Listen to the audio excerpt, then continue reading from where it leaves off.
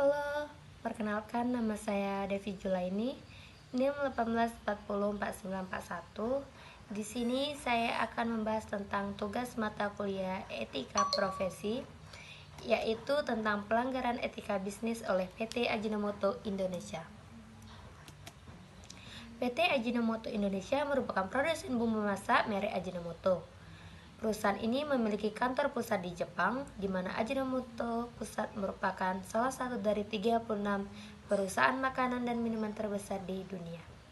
Sehubung dengan akan berakhirnya sertifikat halal dari MUI untuk Ajinomoto pada September 2000, maka PT Ajinomoto Indonesia mengajukan perpanjangan sertifikat halalnya pada akhir Juni tahun 2000.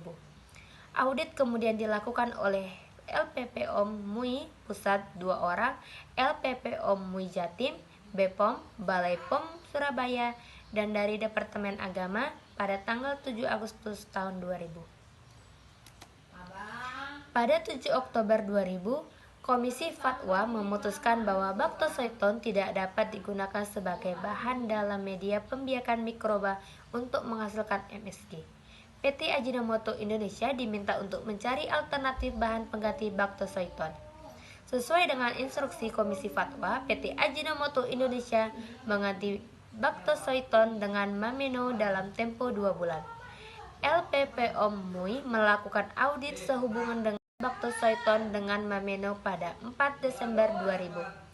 Mereka memutuskan mameno dapat digunakan dalam proses pembiakan mikroba untuk menghasilkan MSG. Komisi Fatwa melakukan rapat kedua pada 16 November 2000. LPPOM MUI menyampaikan hasil rapat tersebut pada PT Ajinomoto Indonesia pada 18 Desember 2000 bahwa produk yang menggunakan baktosoiton dinyatakan haram. MUI mengirim surat kepada PT Ajinomoto Indonesia pada 19 Desember 2000 untuk menarik semua produk Ajinomoto yang diproduksi dan diedarkan sebelum tanggal 23 November 2000. Produk yang dihasilkan setelah 23 November 2000 sudah menggunakan mameno. Namun pada tanggal tersebut perusahaan sudah memasuki libur bersama Natal dan Tahun Baru. Sekretaris Umum MUI mengumumkan di media massa pada 24 Desember 2000 bahwa produk Ajinomoto mengandung babi dan masyarakat diminta untuk tidak mengkonsumsi bumbu masak Ajinomoto yang diproduksi pada periode 13 Oktober sampai 16 November 2000. Tanggapan terhadap pelanggaran etika bisnis pada PT Ajinomoto Indonesia. Berdasarkan kasus di atas, dapat disimpulkan bahwa beberapa PT Ajinomoto telah melanggar etika bisnis. Etika bisnis merupakan cara untuk melakukan kegiatan bisnis yang mencakup seluruh aspek yang berkaitan dengan individu, perusahaan, dan juga masyarakat. Dalam hal ini, perusahaan telah melanggar prinsip otonomi tidak mengikuti pemeriksaan ke MUI secara rutin, dan juga telah melanggar prinsip kejujuran karena mereka telah melakukan ketidakterbukaan terhadap bahan-bahan yang digunakan dalam bumbu penyedap tersebut.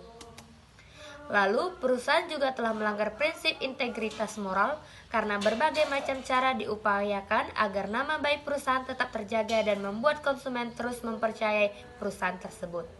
Selain itu, perusahaan telah melanggar prinsip saling menguntungkan karena perusahaan menempuh segala cara agar memperoleh keuntungan untuk semua pihak. Akan tetapi, pada kenyataannya hanya keuntungan perusahaanlah yang memperoleh keuntungan.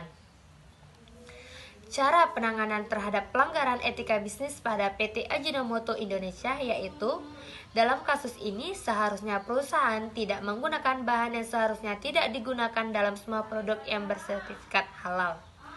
Perusahaan harus lebih terbuka komponen yang digunakan dalam memproduksi sebuah produk. Ketiga, perusahaan harus tetap melakukan pemeriksaan kepada MUI secara rutin untuk tetap menjaga kepercayaan konsumen. Kesimpulannya yaitu, bagi setiap perusahaan yang menjalankan suatu usaha atau bisnis diharapkan menerapkan suatu etika dalam perusahaannya. Karena untuk membentuk suatu perusahaan yang kokoh dan memiliki daya saing yang tinggi, mempunyai kemampuan menciptakan nilai yang tinggi, diperlukan suatu landasan yang kokoh. Demikian hasil presentasi tugas pelanggaran etika bisnis oleh saya. Terima kasih dan sampai jumpa.